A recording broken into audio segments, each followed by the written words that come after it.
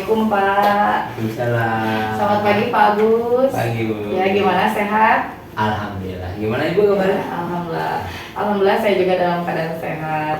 Ya, kita bertemu lagi di pendampingan individu yang ke-6 ini apa ya? Iya, terakhir. Sekaligus ya pendampingan yang terakhir. Tidak terasa alhamdulillah kita sudah berada di penghujung pendidikan guru penggerak ini. Tinggal 2 kali lagi lokakarya ya Pak ya? Iya. Nah, LMS-nya sudah berapa persen Pak Agus? Sudah 95%. Alhamdulillah, tinggal sedikit lagi ya Pak ya. Nah, di sini fokus pendampingan kita kali ini adalah yang pertama, seperti biasa kita akan berdiskusi mengenai apa ya, proses apa yang sudah berjalan selama 1 bulan terakhir ini. Lalu nanti kita juga akan berdiskusi mengenai hasil survei umpan balik yang sudah Bapak bagikan kepada rekan-rekan sejawat Bapak, murid Bapak, dan kepada Bapak Kepala Sekolah juga. Lalu kita juga akan berdiskusi mengenai perubahan dalam pembelajaran yang selama ini sudah Bapak lakukan selama 6 bulan ini. Lalu nanti juga akan ada penilaian pemetaan aset juga ya Pak ya. Dan nanti saya juga akan meminta izin untuk berdiskusi dengan salah satu aktor yang ketika itu Bapak ajak untuk berdiskusi ketika melakukan pemetaan aset. Lalu yang terakhir nanti kita akan berdiskusi mengenai persiapan panen hasil belajar untuk Lokakarya 7. Nah, seperti itu fokus pendampingan kita kali ini ya Pak ya. Bisa kita mulai? Bisa. Ya, yang pertama, proses apa yang sudah berjalan selama 1 bulan terakhir ini Pak? Alhamdulillah, proses yang sudah berjalan selama 1 bulan ini, saya sudah mempelajari modul 3.3, 3.2 yang dimulai dari diri, terus eksplorasi konsep, peluang kolaborasi, elaborasi. Kemudian saya membuat demonstrasi konseptual, terus koneksi antar materi, dan saya membuat aksi nyata yang membuat program yang berdampak positif buat murid sesuai dengan alur bagian. Ya. Lalu di sini bagaimana rencana tindak lanjut dari pendampingan sebelumnya nih Pak? Karena di pendampingan yang kemarin di PI 5 ya Pak ya. Kita kan di sana berdiskusi bahwa di sana saya memaparkan bahwa nanti pendampingan berikutnya Bapak diminta mengumpulkan hasil survei dan juga nanti ada rekan sejawat yang akan berdiskusi mengenai pemetaan aset. Nah, bagaimana tindak lanjutnya Pak dari pendampingan sebelumnya? Hasil survei yang dari teman sejawat yang murid itu, ya yang dari murid, yang dari kepala sekolah, hasil dari kepala sekolah saya disuruh mengimplementasikan hasil dari PGP ini Bu, di sekolah dan kepada murid, terus dari teman sejawat supaya saya meningkatkan kompetensi dan kepemimpinan di kelas atau di dan sekolah, serta meningkatkan kolaborasi dengan teman sejawat. Terus yang dari muridnya saya harus meningkatkan kemampuan untuk merancang pembelajaran yang menyenangkan, yang lebih menyenangkan, yang berpihak pada murid. Nah, itu refleksi hasil survei kemarin ya Pak ya. Nah, berarti di sini persiapannya dari pendampingan sebelumnya berarti Bapak tadi sudah membagikan survei itu dan juga sudah tentunya melakukan diskusi pemetaan aset bersama para aktor ya Pak ya. Nah, lalu capaian selama 1 bulan terakhir ini apa saja Pak? Alhamdulillah saya bisa mengidentifikasi aset yang ada di sekolah, terus saya bisa berkolaborasi dengan semua stakeholder yang ada di sekolah seperti kepala sekolah, teman sejawat, murid, serta dengan komite sekolah dan orang tua murid. Lalu di sini saya mengapresiasi kemajuan Bapak yang dari awal sampai di penghujung pendidikan guru penggerak ini. Di sini Bapak banyak hal baik gitu yang dilihat selama pendampingan ini, baik itu pun selama pembelajaran daring sudah sangat terlihat kemajuannya, peningkatannya ya Pak ya. Nah, sekarang kita beralih ke atau melanjutkan ke refleksi hasil survei. Sebetulnya tadi sudah Bapak singgung ya, dan sudah Bapak jawab. Tadi berdasarkan hasil feedback apa yang kurang baik dan perlu ditingkatkan menurut responden terhadap kompetensi Bapak. Tadi Bapak sudah memaparkan dari Bapak Kepala, dari rekan sejawat, dan dari murid juga. Jadi kita lanjut ke pertanyaan berikutnya ya Pak ya. Nah, apa rencana Bapak ke depannya untuk dilakukan mengenai kompetensi guru penggerak yang harus Bapak miliki tersebut Pak? Saya harus mengembangkan kompetensi saya dan mengikuti yang namanya diklat atau webinar supaya kemampuan pendidikan guru penggerak saya supaya lebih baik lagi. Semakin melengkapi gitu ya. Iya. Lalu siapa saja nanti yang akan Bapak libatkan untuk meningkatkan kompetensi guru penggerak yang harus Bapak miliki tersebut? Yang akan saya libatkan ya kepala sekolah, teman sejawat, terus murid, serta komite dan orang tua murid. Lalu kita di sini melanjutkan ke refleksi perubahan dalam pembelajaran ya Pak ya. Setelah Bapak menjalani 6 bulan pendidikan guru penggerak ini, perubahan apa yang Bapak rasakan yang berkaitan dengan kompetensi Bapak sebagai guru ya Pak? Alhamdulillah Bu, setelah saya mengikuti pendidikan guru penggerak ini, saya bukan lebih ya.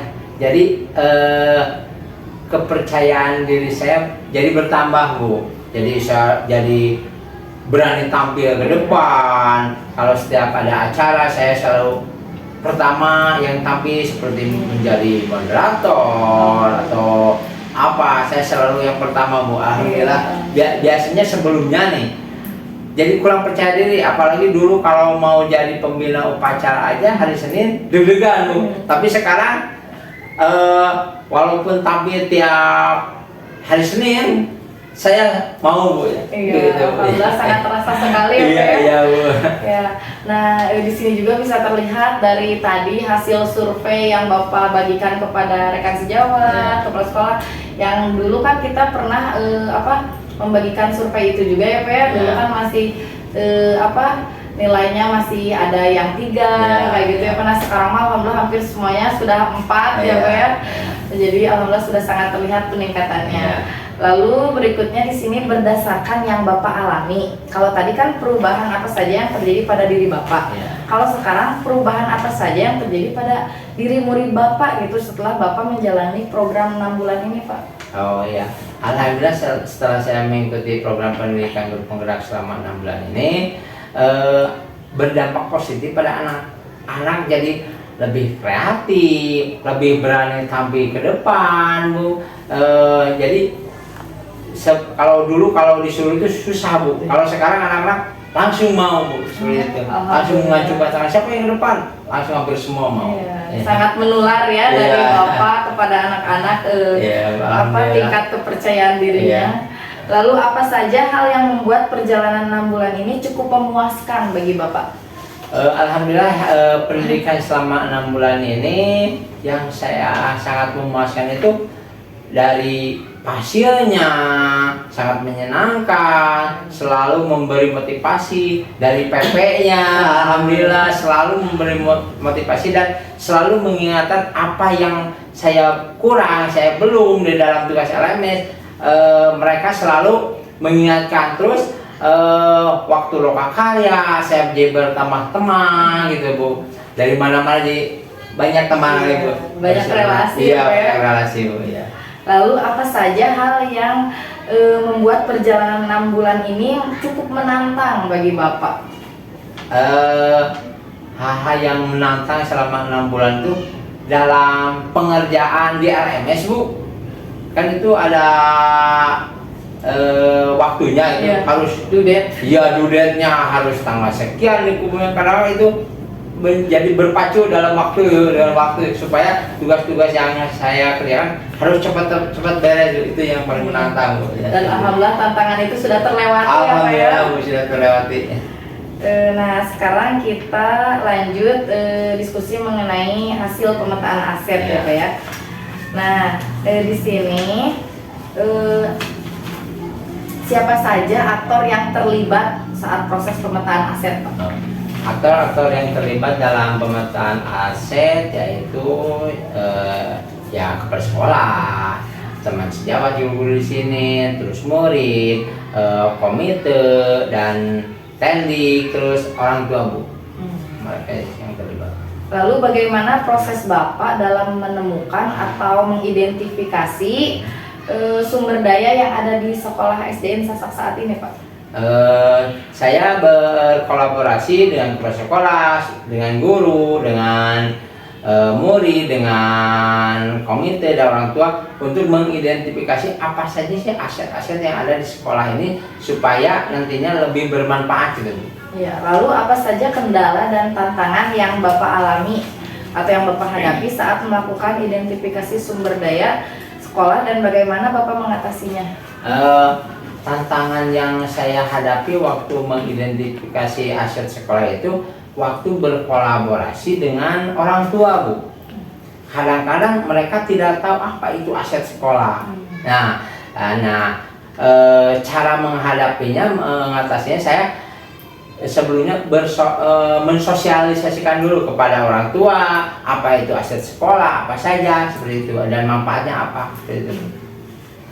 Lalu bagaimana perasaan Bapak ketika berhasil mengidentifikasi sumber daya sekolah SDN Sasak saat ini Pak? Wah, alhamdulillah Bu, senang sekali Bu. Saya bisa mengidentifikasi aset sekolah dan apa manfaatnya, dan saya bisa berkolaborasi dengan teman sejawat serta orang tua untuk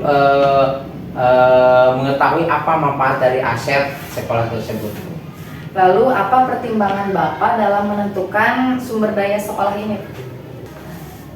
Pertimbangan dalam menentukan sumber daya sekolah, saya kembali melihat hasil dari dan mengenali identifikasi aset sekolah yang ada di sekolah kami. Lalu apakah terdapat hal lain yang dapat dijadikan sumber daya sekolah yang belum Bapak temukan dalam proses yang sudah berlangsung ini Pak? Perasaan tidak ada Bu. Alhamdulillah. Sudah semua gitu. Ya, Ya. Semuanya sudah terpetakan dengan baik sejauh ini ya Pak ya. Ya. Nah di sini saya ingin minta izin untuk melakukan diskusi dengan salah satu aktor yang waktu itu Bapak ajak berdiskusi. Bisa tolong dipanggilkan Bapak? Oh iya, siap. Terima kasih Bapak. Sebentar saya panggil.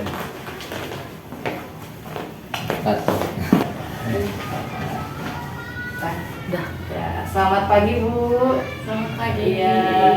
Dengan Ibu Ibu Tati. Oh ya Ibu Tati. Di sini izin waktunya dulu sebentar ya Bu ya. Maaf sudah mengganggu waktunya. Nah, di sini saya ingin berdiskusi mengenai pemetaan aset dengan salah satu aktor yang ketika itu mengikuti diskusi bersama Pak Agus dan kepala sekolah juga rekan-rekan yang lainnya. Nah, di sini yang pertama, bagaimana proses Ibu dalam menemukan atau mengidentifikasi sumber daya sekolah ini Bu, dan bagaimana prosesnya gitu? Prosesnya untuk mengidentifikasi sumber daya Iya. sekolah yaitu dengan cara bersama-sama dengan komunitas sekolah seperti guru, kepala sekolah, murid dan komite duduk bersama berdiskusi untuk mencari atau mengidentifikasi sumber daya sekolah tersebut. Oh iya Bu. Nah, lalu apa saja kendala dan tantangan di sini yang Ibu hadapi saat melakukan identifikasi sumber daya sekolah ini, dan bagaimana cara Ibu mengatasinya gitu? Kendala pasti ada mungkin ya, karena kita kalau mau membuat perubahan selalu ada itu. Kendalanya mungkin sulit sekali atau kita sulit sekali merubah kebiasaan yang telah ada gitu. Jadi atau istilahnya zona nyamannya, ya zona nyamannya kan sudah lama tuh seperti itu. Nah tantangannya mungkin cukup waktu sih, cukup kita memerlukan waktu yang tidak mudah untuk merubah mindset atau pola pikir komunitas tersebut ya. Ada zona nyaman tadi. Lalu di sini bagaimana perasaan Ibu ketika berhasil mengidentifikasi sumber daya sekolah SDN Sasak saat ini, Bu? Tentunya sangat senang sekali kalau ada ide-ide, gagasan atau pemikiran baru yang bisa membawa perubahan ke arah yang lebih baik lagi. Nah, di sini apa pertimbangan Ibu dalam menentukan sumber daya yang ada di sekolah ini, Bu? Pertimbangannya dengan melihat langsung sumber daya apa saja yang ada, dan dari hasil diskusi masih banyak sumber daya yang belum diberdayakan dan difungsikan. Mungkin kalau sumber daya itu bisa dikelola dengan baik, akan menjadi aset atau modal sekolah untuk menuju ke keperbaikan dan pada akhirnya peningkatan kualitas sekolah tersebut. Lalu apakah ada ini, Bu? Apakah terdapat hal lain yang dapat dijadikan sumber daya sekolah yang belum Ibu temukan dalam proses yang sudah berlangsung ini, Bu? Sepertinya sudah tidak ada, semuanya sudah teridentifikasi. Ya, alhamdulillah berarti sudah terpetakan dengan baik sejauh ini ya, Bu ya. Nah, Ibu terima kasih banyak atas waktunya. Cukup sekian diskusi kali ini. Terima kasih Ibu. Sama-sama. Ya, alhamdulillah hebat. Tadi kita sudah berdiskusi dengan salah satu aktor yang ketika itu Bapak ajak berdiskusi. Nah, sekarang kita melanjutkan ke persiapan untuk panen hasil belajar. Nah, apa ide Bapak untuk persiapan panen hasil belajar pada Lokakarya 7 nanti, Pak? Saya akan membuat program sekolah yang nanti hasilnya akan dibawa ke acara panen karya tersebut, Bu. Membuat banner gitu. Lalu apa saja yang akan Bapak pamerkan nanti saat panen hasil belajar? Oh, yang akan saya pamerkan waktu nanti panen karya itu hasil dari program yang saya buat di sekolah akan saya bawa ke sana, dan saya akan menampilkan foto-foto hasil dari aksi nyata waktu pembelajaran di LMS, Bu. Iya, selama mengikuti PGP ini ya, Pak ya. Nah, di sini selain itu ya Pak, nanti Bapak dan rekan-rekan CGP yang lain pasti akan berdiskusi, Pak. Nanti siapa yang akan dipilih untuk menjadi penyaji di kelas berbagi nanti. Nah, jika seandainya Bapak nanti yang terpilih untuk menjadi penyaji di dalam kelas berbagi nanti di Loka 7, nah, yang harus Bapak persiapkan itu dua. Yang pertama sudah jelas materinya yang akan dibagikan ke peserta panen belajar. Nanti rambu-rambu penyajiannya bisa dilihat di lampiran Lokakarya 7. Lalu yang kedua PPT atau bahan tayang yang akan dipaparkan saat kelas berbagi. Nah, itu saja yang perlu dipersiapkan jika Bapak terpilih menjadi penyaji nanti. Nah, kita sudah sampai di bagian akhir pendampingan ya Pak ya. Di sini alhamdulillah saya mengapresiasi Bapak dan mengucapkan terima kasih gitu ya. Bapak telah berbagi praktik selama ini, berbagi praktik baik itu secara waktu pembelajaran daring, selama Lokakarya, selama pendampingan individu. Terima kasih Bapak sudah selalu berbagi praktik baiknya gitu ya Pak. Dan kita sharing-sharing gitu ya Pak. Selama ini alhamdulillah sudah tidak terasa, sudah 6 bulan. Lalu di sini saya juga mendorong Bapak untuk terus memetakan sumber daya yang ada di sekolah ini dalam melakukan ya saya mendorong Bapak untuk terus memetakan sumber daya dalam melakukan perubahan dan perbaikan pembelajaran. Jadi Bapak jangan stop sampai di sini saja. Ketika pendidikan guru penggerak berakhir gitu. Jadi Bapak Bapak harus terus-terusan mencari. Ini langkah awal gitu. Bapak jangan sampai di sini gitu ya Pak. Nah, insya Allah terus-terus supaya setiap setiap waktu itu ada peningkatan perkembangannya Iya. ya Pak ya. Nah nanti jika ada hal-hal terkait pembelajaran daring yang perlu diketahui oleh Fasil, maka perlu dicatat dalam jurnal komunikasi di LMS. Iya. Nah sekian pendampingan terakhir kita kali ini ya Pak ya. Iya. Terima kasih atas penerimaannya selama Iya. ini. Iya. Mohon maaf jika selama pendampingan banyak kekurangan ya Pak ya. Semoga silaturahmi kita tidak berhenti sampai di Iya, sini. amin, amin. Iya. Terima kasih Bapak, selamat siang. Iya.